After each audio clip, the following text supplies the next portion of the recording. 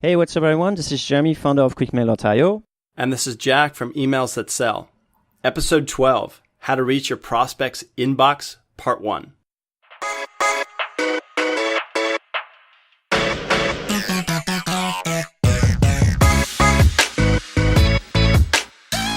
This is a really important cast because if you're not delivering properly, you have no chance of getting your emails opened or replied to. Now, the reason we want to do this cast on deliverability today has to do with issues that came up with one of my new accounts last week. So when my emails weren't getting delivered properly, I noticed there was somewhat of a checklist that I was going through in order to find out where the issue was and fix it. Now, today on this cast, we want to pull back the curtain on the exact process that Jeremy and I use when we want to improve deliverability in our campaign so that you can do the same with yours. Yeah, and deliverability is a big topic and we have a lot to cover, so we decided to split it into two casts. This week, we'll dive into the often overlooked technical side of sending cold emails to properly inbox. And next week, we'll go over everything you need to know when writing the emails to maximize your deliverability. Jeremy, deliverability is in your wheelhouse. So let's kick things off with exploring how do we know if our emails are reaching our prospects' inbox in the first place. You could find some tools for that. Things like glockapps.com will tell you if your email has been delivered to some of the test inboxes they have with different providers. But overall, you could use your open rate and make sure that you have a good enough open rate. By that, I mean at least 25% open rate per email. Anything less than that, and you got some serious deliverability issues to address. Take us through the first thing you do when you're setting up the technical side of deliverability for a new account. Sure, the very first thing is to make sure you're not using a marketing automation tool to send cold emails. Check out episode 9 if you're not sure why or what that means, but basically sending with these tools will have a strong negative impact on your deliverability rate and increase your chances of ending up in a promotional tab. Okay, check. Don't use marketing automation. What's next? Next is to make sure your cold email domain is set up properly. What do you mean by cold email domain?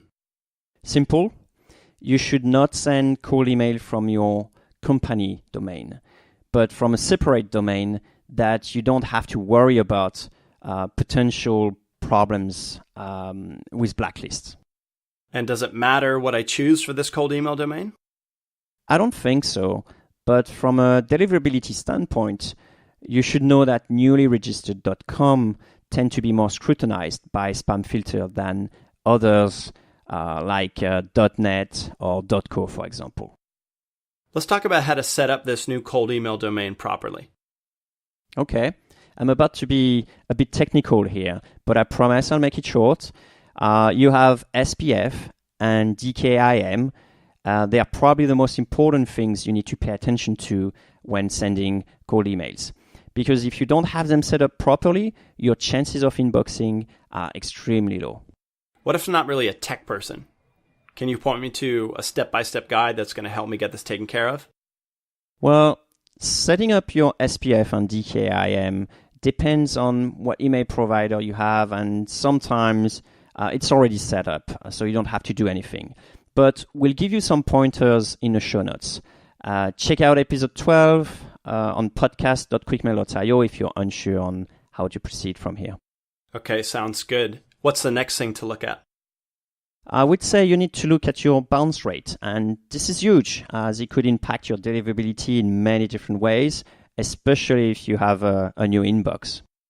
So bounce occurs when you try to contact an invalid email address. Why would this impact my deliverability? Think about it this way. When was the last time you sent an email to a friend and that email bounced back? Probably never. So bounces are a strong indicator that you're sending email in bulk, and a spam filter try to avoid that or to prevent that. Okay, so what should my bounce rate be then? Anything under 5% is probably acceptable.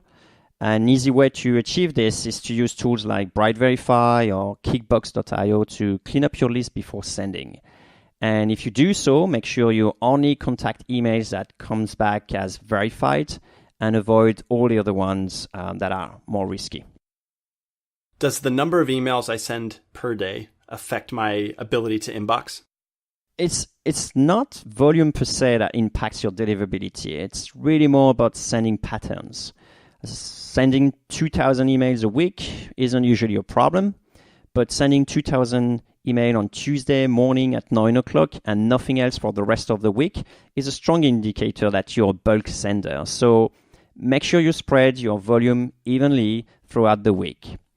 Now, there is one other thing to keep in mind when it comes to sending volume and deliverability. If you contact many people at the same domain or company too quickly, chances are that some spam filter will detect that and reject you, mark you as spam. So if you're thinking of targeting, for example, massive companies such as IBM, Google, or Microsoft, make sure you have a very long delay between the emails that you're sending. So we've talked quite a bit about avoiding marketing automation, setting up DKIM and SPF, using a separate domain. But even if all of this is set up correctly, if someone still ends up flagging my email as spam, is that going to affect my deliverability too? Yeah, each spam complaint increases your chance of having your next email land in a spam folder. So it's important to keep an eye on your sender reputation if you can.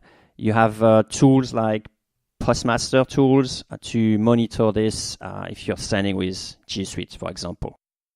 So if there's someone listening to this cast who has done each of these things that we've just talked about and they still are having deliverability issues, is there anything else they should look at from a technical standpoint to improve their deliverability? You could test sending with a different ESP, email service provider.